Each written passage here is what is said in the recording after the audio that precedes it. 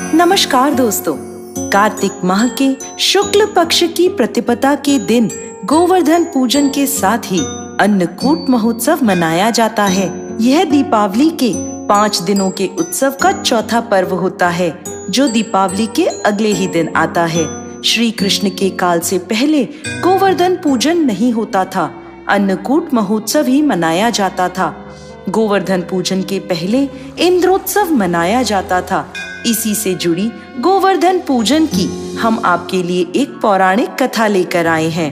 एक समय देवराज इंद्र को खुद पर बहुत अहंकार हो गया था। इंद्र के अहंकार को दूर करने के लिए भगवान श्री कृष्ण ने एक लीला रची। एक दिन भगवान श्री कृष्ण ने देखा कि पूरे ब्रज में तरह तरह के पकवान बनाए जा रहे थे और सभी ब्रजवासी किसी पूजा की तैयारियों में लगे थे। यह देखकर उन्होंने मैया यशोदा से प्रश्न किया, माता, ये सब किस पूजा की तैयारी कर रहे हैं? मैया यशोदा बोली, लाला, हम देवराज इंद्र की पूजा करने के लिए अन्नकूट की तैयारी कर रहे हैं। यह सुन भगवान श्री कृष्ण आगे पूछते हैं, मैया, हम इंद्र की पूजा क्यों करते हैं? माता यशोदा ने उत्तर दिया, लल्ला, इंद्र की पूजा करेंगे तो अच्छी वर्षा होगी। यदि अच्छी वर्षा होगी तो पैदावार भी अच्छी होगी, जिससे हमारी गैया को अच्छा अच्छा भोजन मिलेगा। यह सुन भगवान श्री कृष्ण ने इंद्र की निंदा करते हुए कहा, लेकिन मैया, हमें तो ऐसे देवता की पूजा करनी चाहिए जो स्वयं प्रत्यक्ष आकर पूजन सामग्री स्वीकार करे। यह सुनकर माँ यशोदा के पास बैठी गोपियों ने कहा, 33 कोटि देवी देवताओं के राजा की इस प्रकार निंदा ना करो लल्ला। यह सुन भगवान श्री कृष्ण आगे कहते हैं, इंद्र में क्या शक्ति है जो वो हमारी रक्षा करेंगे? इंद्र से ज्यादा शक्तिशाली तो ये गोवर्धन पर्वत है, जो वर्षा का मूल कारण है। हमें तो गोवर्धन पर्वत की पूजा करनी चाहिए, जहाँ हमारी गैया चरती हैं। इंद्र देव तो कभी दर्शन भी नहीं देते और यदि उनकी पूजा ना करो तो वो क्रोधित हो जाते हैं। ऐसे अहंकारी की पूजा कदाचित नहीं करनी चाहिए। अभी यह बात हो ही रही थी कि तभी नंद जी वहां आ गए और पूछने लगे, इंद्र की पूजा करने से वर्षा होगी, हमें लाभ होगा, गोवर्धन की पूजा करने से क्या होगा? तब भगवान श्री कृष्ण ने उत्तर दिया, हमारी गैया गोवर्धन पर्वत पर चढ़ने जाती है।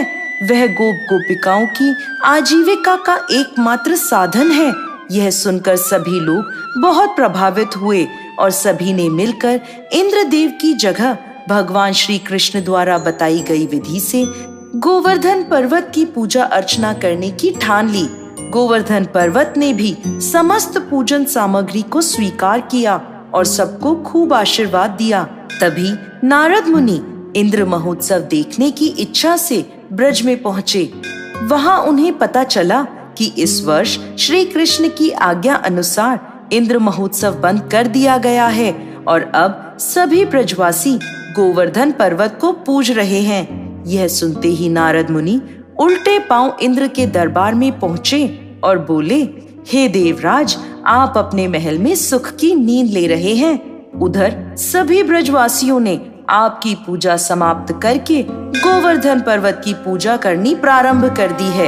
यह सुनते ही देवराज इंद्र को क्रोध आ गया। उन्होंने इसे अपना अपमान समझा और जोरों की वर्षा शुरू कर दी। भयभीत होकर सभी ब्रजवासी भगवान श्री कृष्ण की शरण में गए। तब भगवान श्री कृष्ण ने सभी को गोवर्धन पर्वत की शरण में जाने को कहा।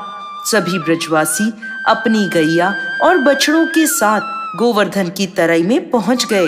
वहां भगवान श्री कृष्ण ने गोवर्धन पर्वत को अपनी कनिष्ठ उंगली पर उठा लिया।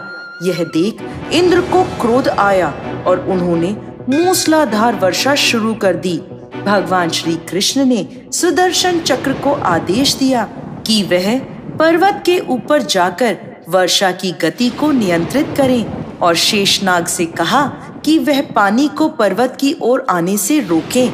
इंद्र लगातार 7 दिनों तक मूसलाधार वर्षा करते रहे और सभी ब्रजवासी गोवर्धन पर्वत की छाया में सुख पूर्वक रहते रहे।